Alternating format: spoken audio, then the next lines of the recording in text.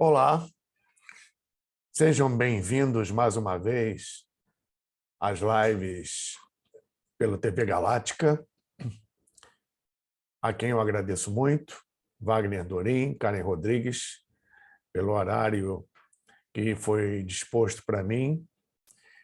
Excepcionalmente, esta live está indo ao ar hoje, sábado, ao contrário das sextas-feiras, por questões técnicas particulares minhas, mas sem deixar vocês na mão, vamos ao tema de hoje. Mas antes, agradecendo também a Clarissa por me pôr no ar, responsável pela estrutura logística, e principalmente a todos vocês que nos acompanham, nos prestigiam, nos apoiam, estão aí sempre conosco, dando força a esse trabalho, investindo, como digo, o seu precioso tempo. Muito obrigado a todos vocês. O tema de hoje é mantras, a palavra sagrada.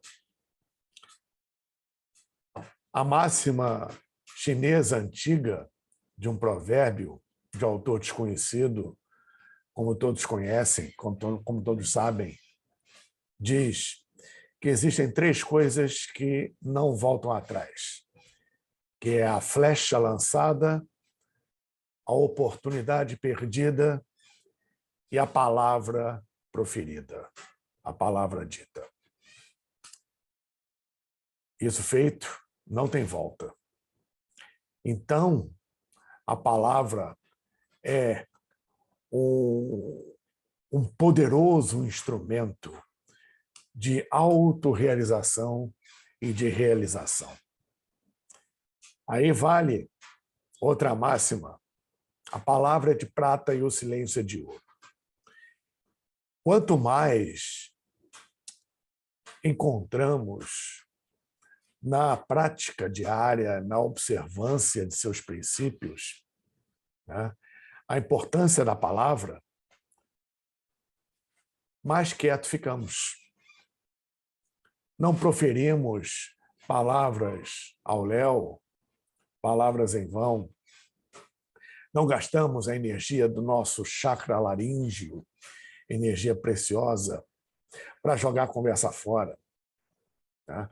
A palavra é um instrumento poderoso, muito delicado e que é preservado por aqueles que sentem, que compreendem, que entendem, principalmente os iniciados, principalmente aqueles que estão num processo de despertar, de eclosão consciencial e sentem a verdadeira força e o poder que a palavra tem.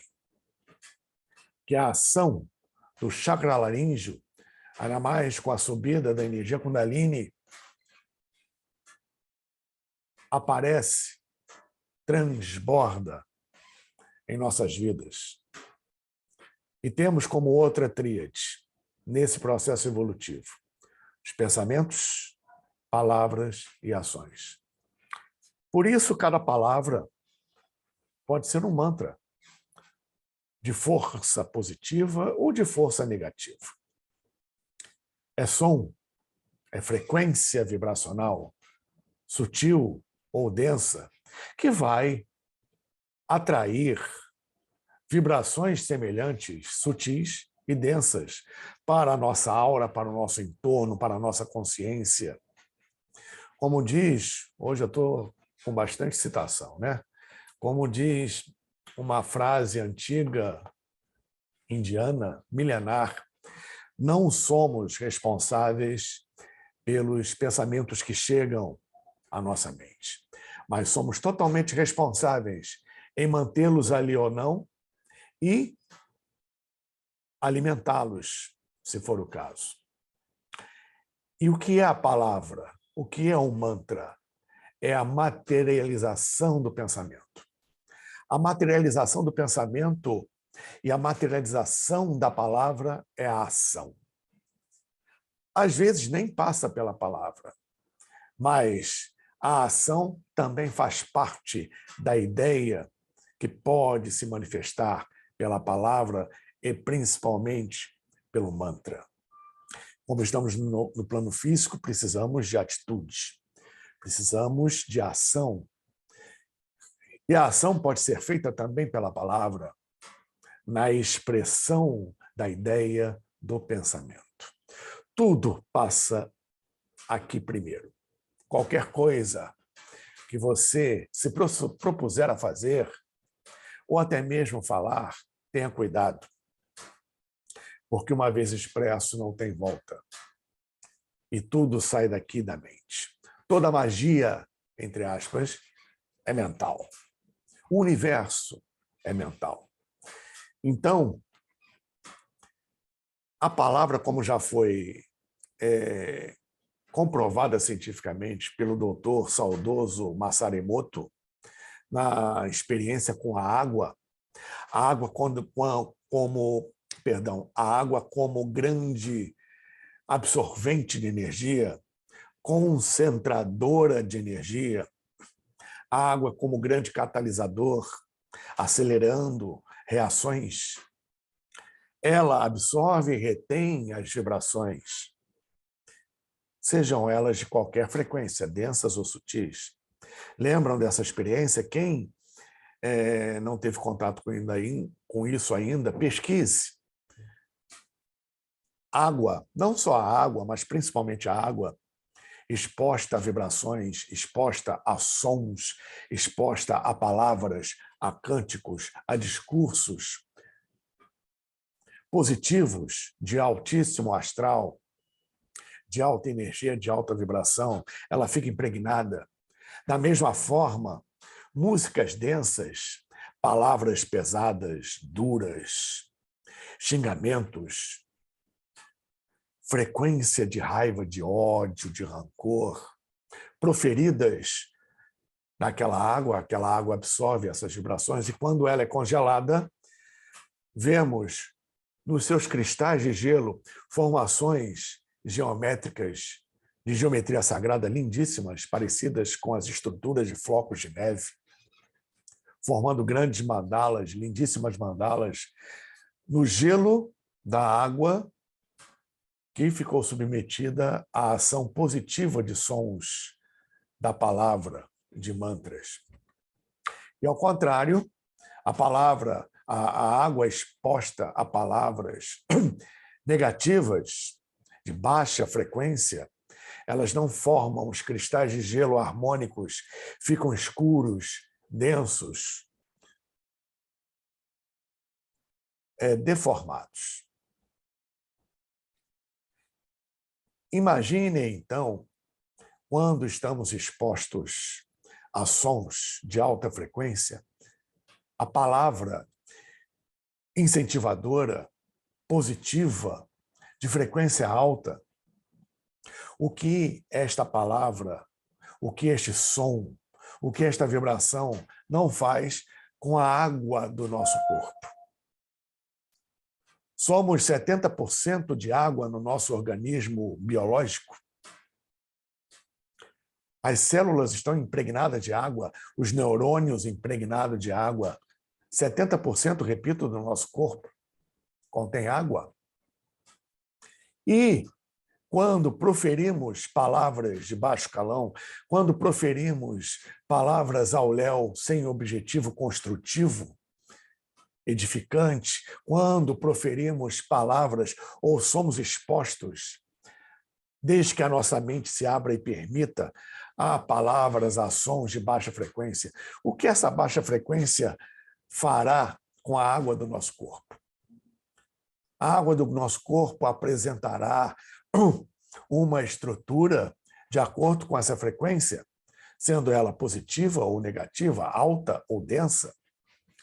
Isso vai ocasionar, respectivamente, ou um bem-estar e uma saúde muito grande, ou vai afetar a sua saúde física, emocional e mental, no caso de frequências densas, com um tempo prolongado de exposição. Ou um processo recorrente da nossa mente num aspecto negativo. materializando isso na palavra. Por isso que a palavra é a materialização do pensamento. A prova maior é esse experimento. Então, o cuidado ao proferir a palavra, porque ela pode ser um instrumento de cura ou uma arma.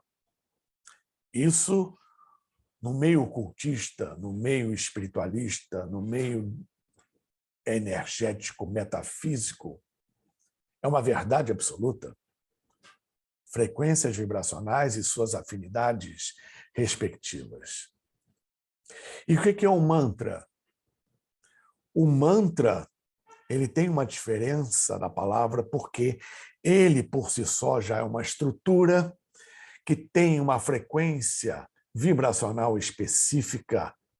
Quando proferida, essa palavra mantrâmica, ou esse hino mantrâmico, ou esse código mantrâmico. Aqui vemos ao fundo, em tibetano, que é um idioma sagrado, assim como o sânscrito, assim como o mandarim chinês, assim como o hebraico, assim como o antigo hieróglifo egípcio e a sua linguagem. Esses idiomas antiquíssimos, sagrados, têm o seu alfabeto também sagrado, porque obedecem a um desenho de geometria sagrada, uma matemática sagrada, e também tem um aspecto de iconografia simbólica, além dos seus fonemas, da sua pronúncia, produzirem uma frequência vibracional aliada a um estado mental positivo, que tem uma ação fortíssima. E determinadas palavras ou sons, especialmente vocálicos, nesses idiomas, principalmente, produzem um efeito psíquico e parapsíquico nos nossos meridianos, nos nossos canais, nos nossos centros de força, nos nossos chakras, na nossa mente, como interruptores que ligam e desligam um processo de conexão entre este mundo fenomenal e o mundo extrafísico, o invisível, ou os patamares de frequências vibracionais mais sutis. Outras realidades existenciais paralelas e concernentes ao nosso mundo. Uma vez que tudo está aqui e agora, neste momento, no seu ambiente, quando você está prestando atenção aqui, o seu ambiente físico, ele coexiste com outras realidades mais sutis. Etérica, astral, mental e assim por diante. São apenas convenções, classificações, tá? No que, na verdade, são estados de consciência cada vez mais profundos e nos conectamos, de acordo com esses estados alterados de consciência, para as respectivas realidades, de acordo com as suas respectivas frequências. E o mantra ele pode ser um acelerador disso, lidando com a nossa saúde e lidando com essa intercomunicação, facilitando esse estado alterado de consciência e servindo como ponte para esses trabalhos. Até que chega um ponto de prática e de introspecção tal na caminhada daquele que está a despertar a sua consciência, que está despertando a sua consciência ou já despertou a sua consciência, num estágio mais avançado, o mantra ele se produz naturalmente num aspecto puramente mental, sem precisar ser proferido. E vai ter a mesma força da palavra. Se for proferido, então, a palavra é muito mais forte. Podemos observar isso nos grandes mestres, nos grandes avatares que estiveram aqui, que tinham a sua palavra bem reduzida, focada somente nos ensinamentos que estavam a transmitir. Podemos observar isso hoje no dia a dia com determinadas pessoas que falam o que precisam falar. E justamente tem, a partir do chakra laríngeo e da sua kundalini, uma força na palavra poderosa. Repito, que pode curar e que até pode prejudicar e matar. A palavra é um grande instrumento de poder e faz parte do processo evolutivo, porque, afinal de contas, tudo foi criado pelo som, pelo verbo. Até a luz, quando o Criador proferiu o som, o verbo, o Fiat Lux, tudo se formou. Então, o som, ele parte do princípio primordial da criação, que é a vontade.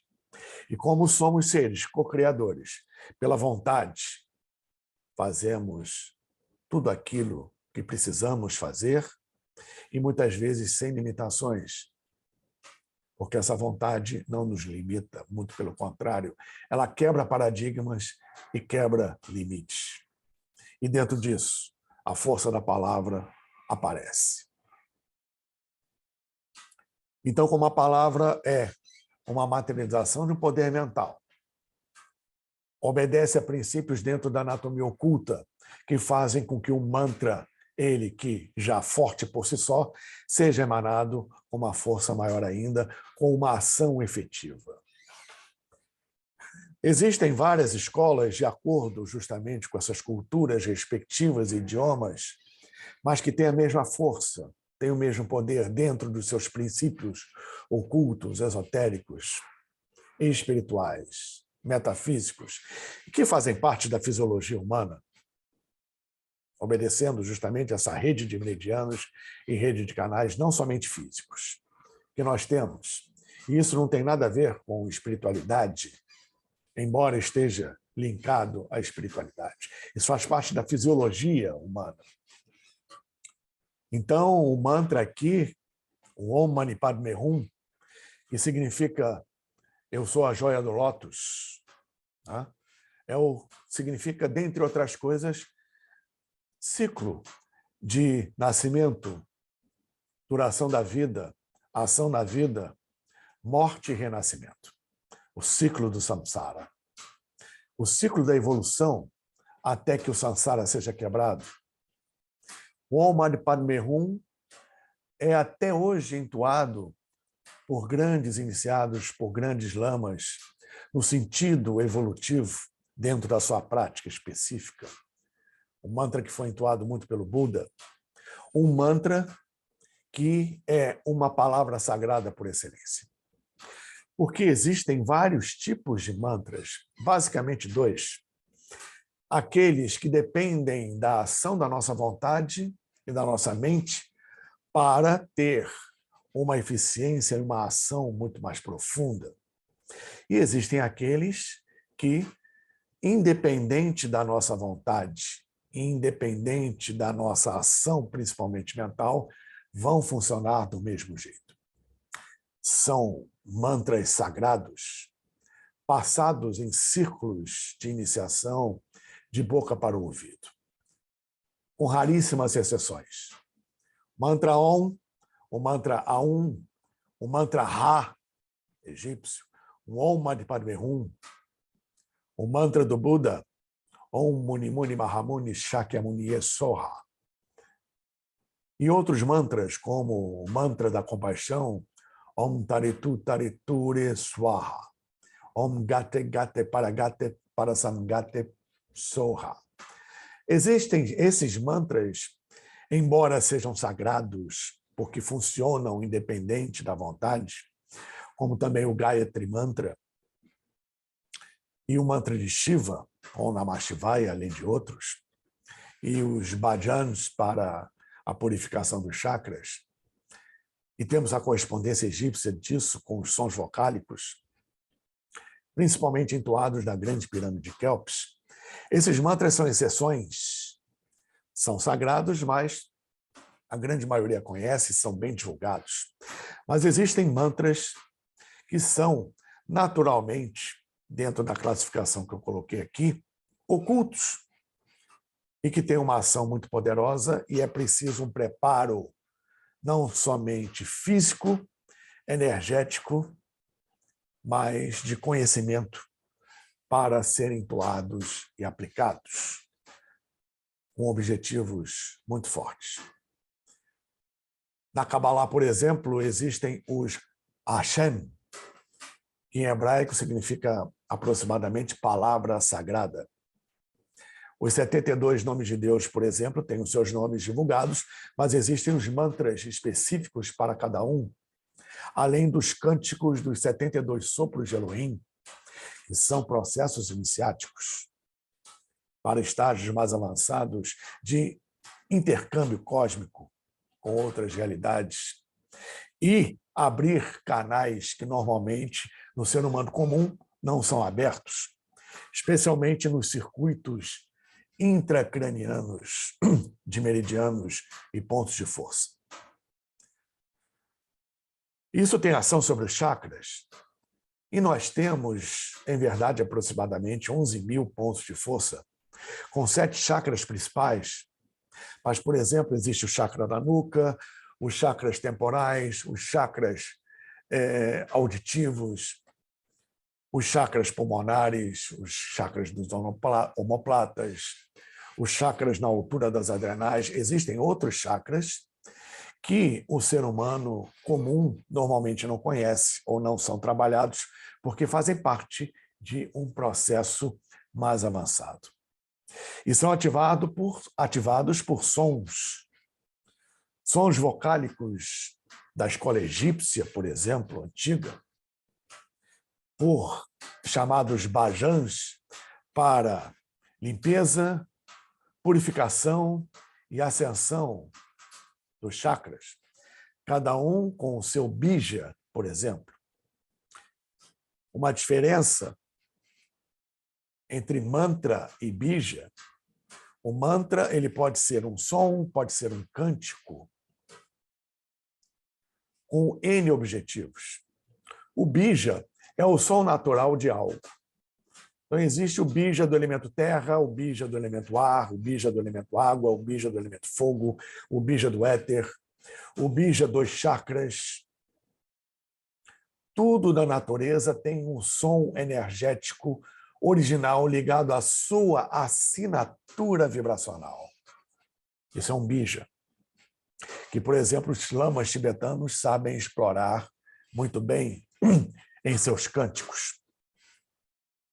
Isso é de extrema importância. Então, temos basicamente a escola egípcia, a escola hebraica, cabalista, a escola sufi, árabe original, dos derviches, a escola hindu, na verdade indiana, onde nós temos o hinduísmo, o iananismo, o Vedanta e o brahmanismo.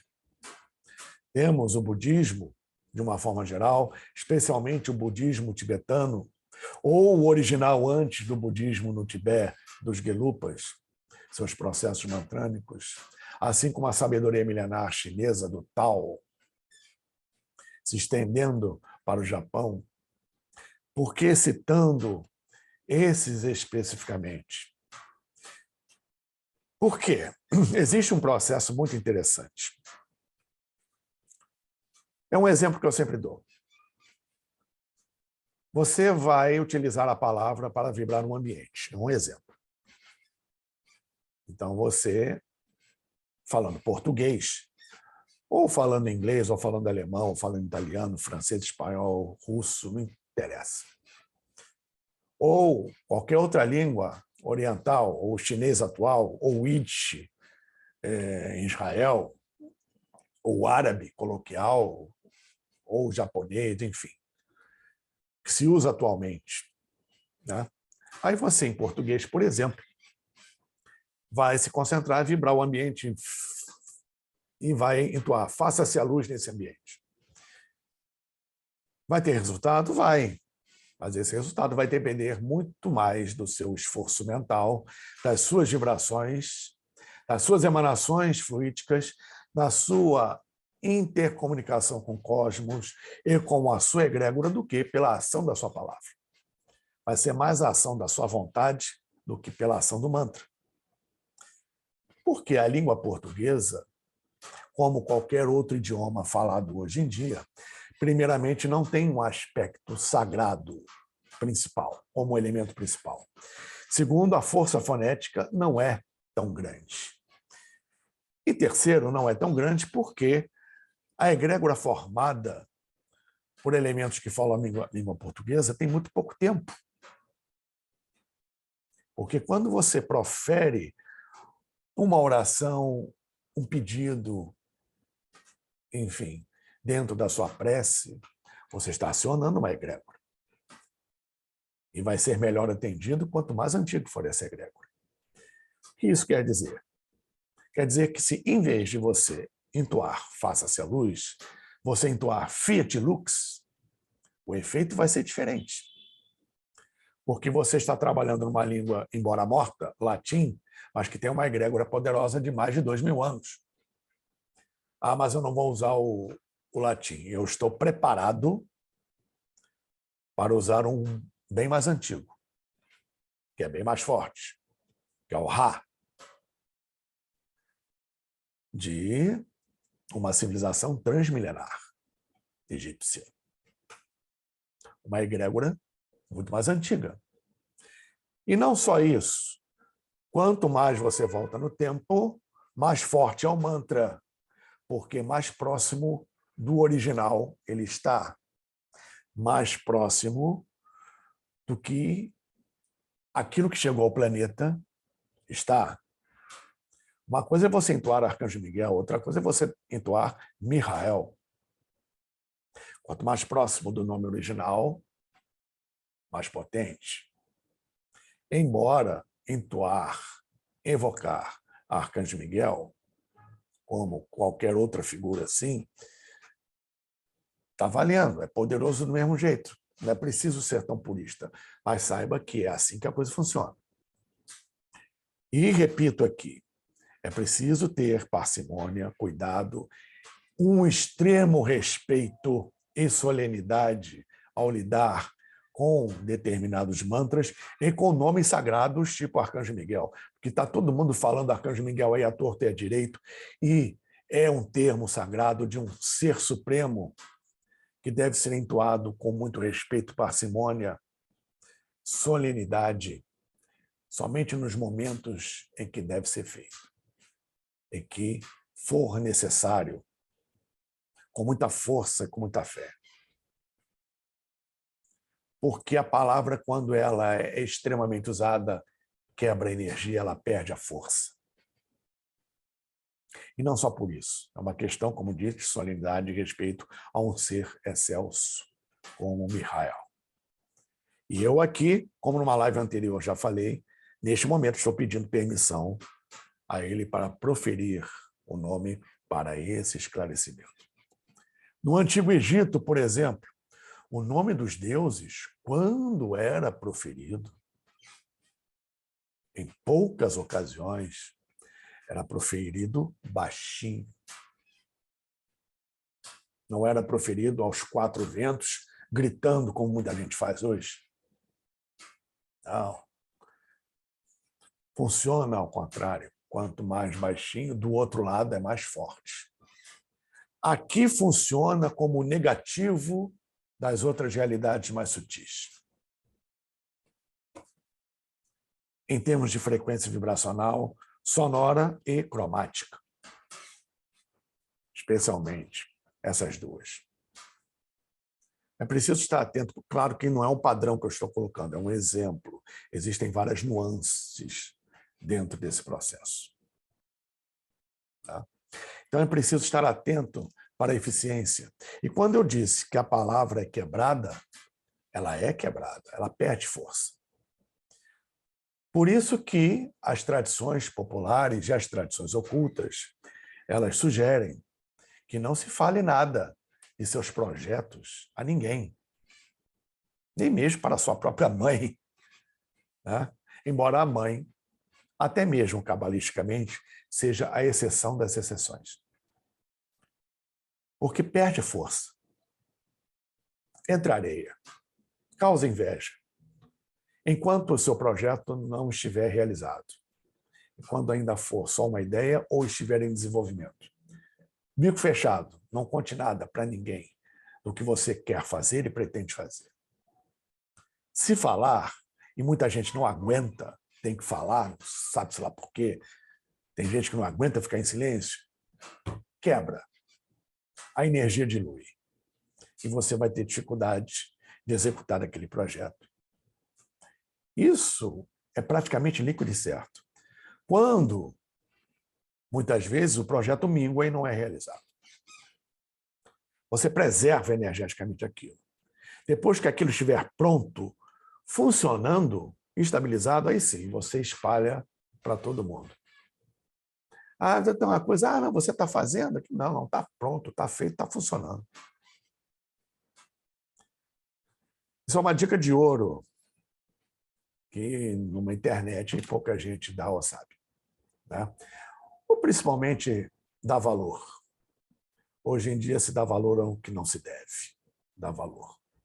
Porque estamos vivendo inversão de valores no Kali Yuga. Então, por isso mesmo, por essa questão de quanto mais antigo, mais próximo do original, mais forte, é que os mantras mais fortes, mais poderosos, mais eficientes, até hoje, e que não devem, não podem ser traduzidos, têm que ser entoados por todas as questões vibracionais e fonéticas de pronúncia que já colocamos aqui, são da escola egípcia antiga, da escola hebraica cabalista, da escola sufi, da escola indiana, principalmente no Vedanta, no Brahmanismo, no Jainismo e no Budismo. No Tibete, independente se é budismo tibetano ou não, na China. São os mais antigos, são os mais fortes. São os mantras de diversas finalidades, para todos os gostos, que são entoados, muitas vezes, de uma vez só, como o caso de mantras exorcistas, mantras muito fortes que protegem e repelem o negativo, como, por exemplo, um outro Hashem, mantra sagrado, é o Kodosh, Kodosh, Kodosh Adonai Tsabaoth, Santo, Santo, Santo é o Senhor, Deus dos exércitos, Deus das legiões, Deus das hostes. E na missa católica é Santo, Santo, Santo é o Senhor, Deus do universo. É Kodosh, Kodosh, Kodosh Adonai Tsabaoth em hebraico. É um mantra poderosíssimo, que eu particularmente utilizo muito. Além de outros, como o próprio Om Mani Padme Hum aqui atrás, e outros tantos. Formas de entoar diferentes, como os cânticos bhajans para a purificação dos chakras e elevação da consciência. Cânticos e mantras que são, por exemplo, entoados várias vezes em japa. Tá? É um termo indiano que quer dizer repetição. Aquilo vai entrando por osmose. Repete, repete, repete, e você vai entrando em estado alterado de consciência. Existem, obviamente, para essas escolas, a necessidade do conhecimento mínimo e não só a boa vontade, mas a insistência na prática para que ele possa produzir um efeito e seja necessário nesse processo. O Pai Nosso original é um mantra poderosíssimo. Ave Maria é um mantra poderosíssimo. Qualquer oração pode ser um mantra poderosíssimo. O Pai Nosso, no original em aramaico, ele é mais forte, por motivos óbvios. E assim sucessivamente. Por isso que a missa, por exemplo, era rezada em latim, até algum tempo atrás, na Igreja Católica. Tá? Existem mantras, repetindo, que não devem ser traduzidos. Você pode, sim, procurar entender o que aquilo significa naquele idioma, mas traduzir os termos para proferir traduzido não deve. Então, não é eu sou uma joia no lótus, é Om Mani Padme Hum, que também, esse, por sua vez, tem várias maneiras de ser entoado. Tá? E outra coisa, quando eu falo de conhecimento, para determinados mantras, principalmente os sagrados, tem que saber, sim, como o seu corpo funciona, no mínimo, com respeito à sua anatomia oculta, chakras, meridianos, aura, etc, etc, etc. Nadis, energia Kundalini, é preciso conhecer essas coisas, porque o mantra vai atuar nisso e o mantra depende disso também para atuar. Eu vou dar um pequeno exemplo.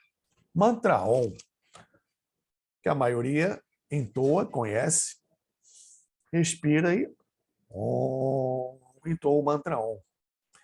Mas a grande maioria ignora que existe uma técnica para entoar o Om. Primeiramente, a respiração abdominal, respiração que os bebês fazem, que nós sempre fizemos e nos esquecemos. Ao contrário da respiração curta, torácica, que principalmente o ocidental tem hoje em dia, que não preenche a totalidade dos pulmões de oxigênio, coisa que a respiração abdominal faz. Inflar e encolher o abdômen. Você respira pela barriga e não pelo tórax. O mantra Om, por exemplo, como todos os outros mantras, mas o mantra Om, principalmente, você infla de ar a barriga. Para fazer isso, a sua respiração tem que ser mais profunda e isso vai preencher a base dos pulmões de oxigênio, coisa que normalmente não é pela nossa respiração ocidental feita. E quando entoa o Om, o Om não sai daqui. O Om sai do chakra esplênico e da região 4 dedos abaixo do umbigo, o que o japonês chama de ponto Hara, ou que o indiano chama de ponto Tanden. Essa energia sobe, o Om sai dali. Aí ele vai ter eficiência. É a maneira correta de entoar o mantra Om, por exemplo. Ou seja, exige um trabalho respiratório e exige um trabalho de conhecimento mínimo a respeito dessa técnica, além de outras e outras. Tá? Mantras sagrados mais profundos, esotéricos, exigem técnicas mais apuradas de conhecimento do seu próprio corpo. Esse é, por exemplo, um dos princípios do yoga de uma forma geral. Tá? O Hatha Yoga, o Bhakti Yoga, o Mantra Yoga, o Tantra Yoga, o Karma Yoga, Kriya Yoga. Este, então, fantástico. Pessoal, por enquanto ficamos por aqui. Este é um assunto vasto e profundo que prometo retornar. Existem outros assuntos que eu darei continuidade em futuras lives, além desse. Muito obrigado a todos vocês, obrigado à TV Galáctica, na figura do Wagner Dorim, da Karen Rodrigues, por mais esta oportunidade. Obrigado, Clarissa, pela logística, pela estrutura, por me pôr no ar. E obrigado especialmente a vocês todos por estarem até agora nos acompanhando, prestigiando, apoiando. Muito obrigado, tenham um bom final de semana, uma boa semana. Que Deus abençoe a todos nós abundantemente. Namastê, Jai Jai, Om Tat Sat.